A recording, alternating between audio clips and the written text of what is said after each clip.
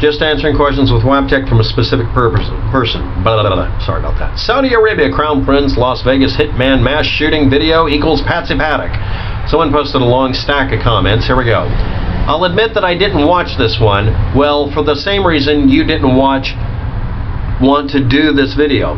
This isn't about Aladdin here, but it is a thought that may prove how popular conspiracy belief may be true.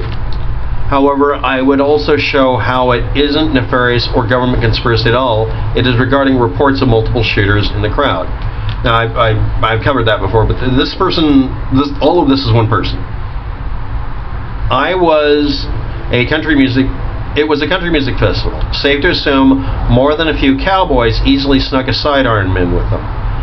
Maybe, but the thing is, a sidearm isn't going to do jack, and if you're in the middle of a shooting and you pull out a gun, you become a target if anybody else has a gun. That is a thought that you should have, but let's continue. I'm sure there were some undercover law enforcement there as well, making it safe to say there was likely dozens of people with guns on the ground there. I agree with you in principle, except for one thing. There isn't any listing of that except for like 1 or 2 actual law enforcement agents that were there. And a cop got killed. Having a gun doesn't make you unkillable. But let's continue. Paddock, Aladdin, Soros, Trump, me, you, or anyone else people claim started shooting from the hotel doesn't make a difference. Once people realized that the sound they were hearing was gunfire, it's safe to assume anyone on the ground who was carrying a gun had pulled theirs. No, it is not. One of the first things you're taught in training is if you do not have a target, do not make yourself a target. Do not pull a weapon unless you know what to shoot at. And you have to be dead bang, pun intended, positive you know what you're shooting at. I'm sorry, but if I was teaching a class, you'd be told, no, you're not allowed to have a gun. If I would make a law that says if you can't understand these basic things of engagement, you don't get a gun. That's a dumb assumption. I'm sorry. I'm not being mean. I'm just telling you that's a dumb assumption. And by the way, no, really, if you have a weapon and you know that there's shooting going on, unless you have a clear line of sight at the target, do not even touch a gun. Don't indicate you have a gun. Don't do that move. You can look up hundreds of videos on this. I'm not kidding about it. This is a really bad tactical mistake. Don't do that. Anyway, would be a normal reaction, expected, and I'm fine with that for the most part, and possibly fully. Unfortunately, it would depend on the outcome. Hindsight, woulda, coulda, shoulda, to determine that. That's why we use previous incidents. I would want everyone firing back at someone firing down put on me and the crowd until someone shot me by mistake. That's kind of the problem. A close quarters 22 caliber little dinky pistol can kill you easier than Paddock could, because they're about the same diameter round and everything. He's further away, but he's shooting into a crowd and he's spraying. He managed to kill under 70 people out of several thousand. I'm sorry, but you're just better off running for cover and then getting out of the area and getting distance and lots of material between you and the shooter. You have to figure out what the shooter is first. Don't touch the gun first. And let's see here. Anyone who says they wouldn't feel the same as a liar, flat out liar. No, anybody who has any experience with this would tell you that you just don't know what you're talking about. I'm not trying to be mean here. What I'm seeing here so far shows me that you don't know what you're talking about. But this is his pre-watch commentary. So now you have numerous people on the ground with guns drawn in defense of themselves. No, you don't. It doesn't show that at all. Show me a video where that is. I mean, I'd like to see it, but if somebody was going to try to say there was a second shooter in the crowd, they'd point out somebody who was clearly pulling a gun. You don't see that. Also, the venue was gun-free. It was. And any weapon you'd sneak in would be like a lady's companion short-barreled pistol. It would have no accuracy at distance. It would be totally worthless except to shoot somebody within 50 feet. The thing everybody realized is this is somebody more than 50 feet away. Do not draw, because you'll draw fire. The cops out on the street drew fire by going, hey, shoot at me. In fact, one guy out there, you can kind of hear him in the background, is yelling, shoot at me instead. I mean, it's in one of the videos. Maybe I'm wrong about it. I could be misinterpreting. Here we go. Next. Okay. It is safe to assume that those with guns crossed paths during the chaos. It would also be plausible and kinda likely that shots were fired and people shot once someone with a gun saw another person running around with a gun. That's true, but we don't have any proof of that. But that is actually a very good assessment. I like this. This is actually useful. It actually kind of fits better with a lot of it. The trouble is, everything that anybody's pointed me at has been somebody who did not have a gun. And they always claim it has to be a big machine gun or something. If you're trying to kill people in a crowd, you'd want a quiet, silenced little gun. So they make up rules about bump-stocked, bipoded, belt-fed weapons with backpacks full of bullets because that gets page views. Anyway, here we go. The likely all had the best of intentions, reactions, mindset, doing the right thing to be a hero, and the fact that automatic gunfire being combined with their echoes, acoustics, takes it a whole new level. It wasn't automatic gunfire. It was false automatic done by a bump stock. I've done a video explaining that. No, it really was just a bump stock. That does put it into a shoot first, ask questions later category. You are assuming people with guns do not have the ability to think ahead. I'm sorry, that's not acceptable. I also means that police and FBI had to have an insane amount of work and reason for being quiet. They would have had to try to find out who every last person at the show was and who had a gun. And you know what? They haven't reported anybody being found with a gun, at least as far as I can tell. I mean, there might have been, there should have been, but I don't see that. I only hear people saying, "Hi, I want a gun." There's a couple of famous videos where someone's all ready to shoot back. "Give me a gun." "Yeah, I'm going to give you a pistol because someone's shooting from a high location." That's not how no. Just no. Bolt a pistol down and shoot at 600 feet and see if you get a tight grouping. If you do, there's a joke there. But if you do, okay, that gun, that one. Test them all. No, this isn't going to happen. 4-inch barrel ain't going to work that way. They would have needed to figure out if they pulled or fired their weapon and check every last detail to check if there was active shooters who were part of Paddock and likely Danley's plot. She damn well knew about it, at very least. She wasn't there. She wasn't in on it. She is not a suspect. Paddock did all of this. All of the bullets have an angle that comes from him. None of this is inconsistent with him shooting, except maybe some ricochets, and those don't even show up. No data. Sorry. Let's go. That is a mind-blowing amount of work, and they would never release any details on that investigation until they felt confident they have nothing else to find. I agree with that last part. The other thing is, anybody at the location would have behooved to say, "I fired my gun.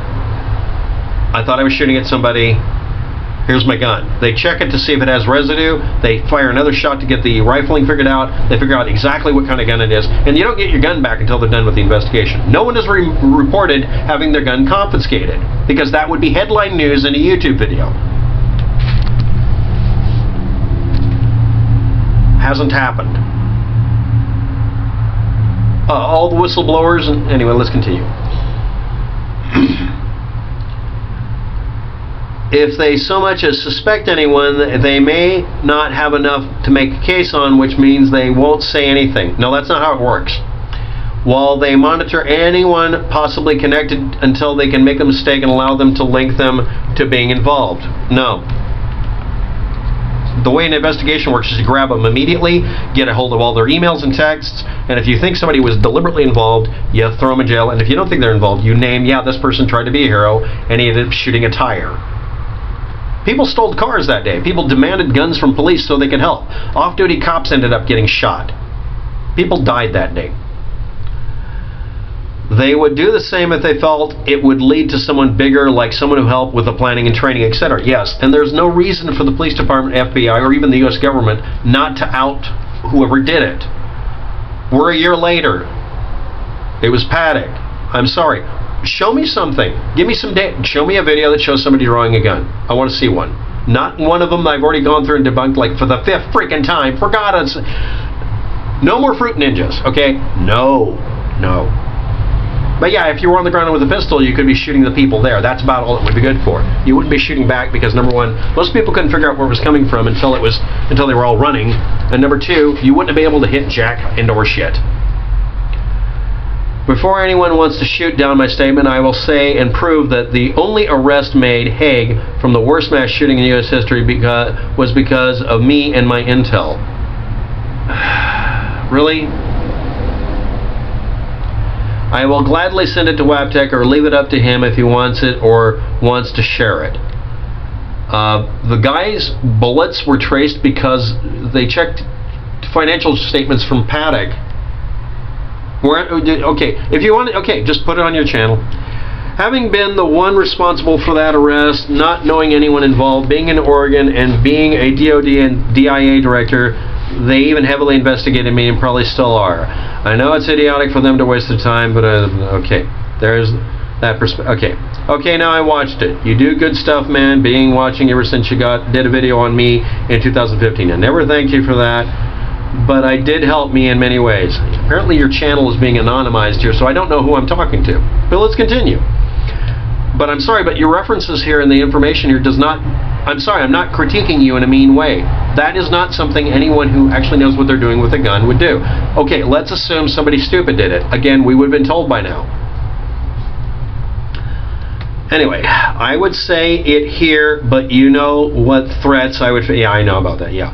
Getting the 300 documents from some hole in the ground, smooth, think they would pick up... Okay, no. I will say that people who put out all that stuff you debunk could probably get together and write some damn good screenplays. They would have some blockbuster films for sure. Okay. Now, I'm not trying to apologize or backpedal here, but all the stuff you said above about how people react depends on them not thinking. Okay, fine. But we need to see an incident like that. And anybody who drew a weapon and actually shot somebody, they would have been seen by somebody. I need proof of this. But anyway, let's go on with it. Alright. I am not joking, not putting anyone down, and I would also be helping out. I have optioned off a screenplay to Edgewood Studios. Okay, that's cool. I also was their movie Trapped, Buried Alive. Okay, continue. They brought it up and okay. My script was about a kind of sort of rogue Chinese scientist. You can read this below. I did, however, get an invite from the Pentagon where I found myself around the biggest names in Hollywood. That's interesting. I have a story here. We were asked to submit any way we could possibly think terrorist attack could happen, even the most far-fetched ways. Was one of the guys at the Pentagon named Rodney? Or did you see David, the guy who looks literally like Vlad the Impaler? I was asked into a room long before September 11th happened by the U.S. government. We knew they were government spooks. They were looking at a bunch of hackers in Portland. And they didn't ask us for our real names. They said they didn't need to find it. We took that as a challenge. But they asked us, what would you do to cause a mass casualty event in the United States and cause gridlock for the entire country? And a bunch of us came up with ideas. I didn't come up with this idea, but one guy said, well, you could use airplanes and attack and suicide them, kamikaze them into buildings or airports, and that would lock up the airport grids and make it vulnerable. And everybody just sat around and kind of... That's not funny. You have to type below the last name David had if you saw him.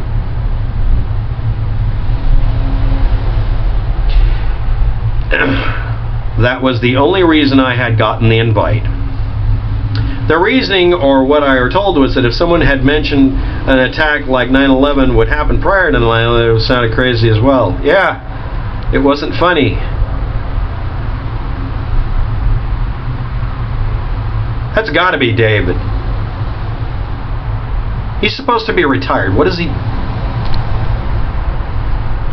I had issue with that for specific and personal reasons, which was answered with no one in the room or Pentagon was behind it if the theory of inside job of any level were true. It would only confirm our request for any possible scenario we could hopefully defend ourselves better.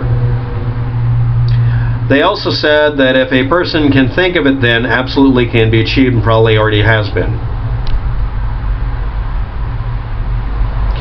Those conspiracy-based thoughts are very creative at times and spin in case and can be made. This isn't funny. I'm not continuing this video. You can read it below. Thanks for watching. Have a good day. Good luck with that. And say hey, Dave. Say hi to Dave for me.